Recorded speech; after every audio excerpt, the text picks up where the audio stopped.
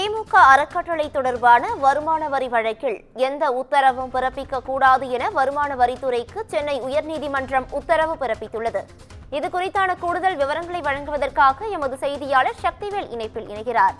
சக்திவேல், வணக்கம். இது குறித்தான முழு விவரங்களை பதிவு பண்ணலாம்.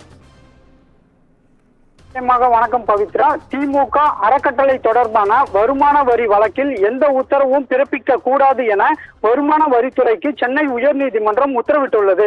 கடந்த 2019ஆம் ஆண்டு மக்களவை தேர்தலின் போது அமைச்சர் துரைமுருகனின் வீட்டில் வருமான வரித்துறையினர் சோதனை நடத்தினர்.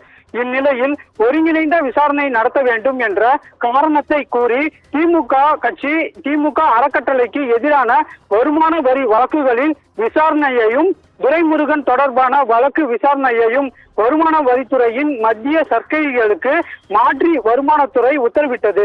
இந்த உத்தரவுகளை எதிர்த்து திமுக அறக்கட்டளை சார்பில் தாக்கல் செய்யப்பட்ட வழக்கை விசாரித்த சென்னை உயர்நீதிமன்றம் விசாரணையை மத்திய சர்க்கைகளுக்கு மாற்றி பிறப்பித்த உத்தரவை ரத்து செய்தது.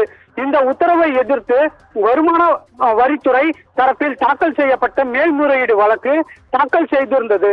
இந்த விசாரணையின் போது திமுக அறக்கட்டளை சார்பில் ஆஜரான மூத்த வழக்கறிஞர் வில்சன், கட்சியின் பொதுச் செயலாளர், வருமான வரித்துறை கணக்கு வேறு, திமுகவின் வருமான வரி கணக்கு வேறு, இரண்டையும் வருமான வரித்துறையின் மத்திய சர்க்கைகள் விசாரிக்க கூடாது என வாதிட்டார். வழக்கை விசாரித்த தலைமை நீதிபதி MM ஸ்ரீவஸ்தா, அருள்முருகன் அடங்கிய அமர்வு மனுவுக்கு பதிலளிக்கும்படி திமுக அறக்கட்டளைக்கு உத்தரவிட்டு விசாரணையை அக்டோபர் 28ஆம் தேதிக்கு தள்ளி வைத்தது.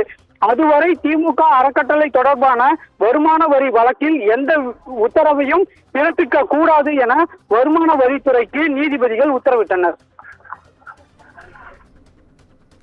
கூடுதல் விவரங்களுக்கு நன்றி சக்திவேல்.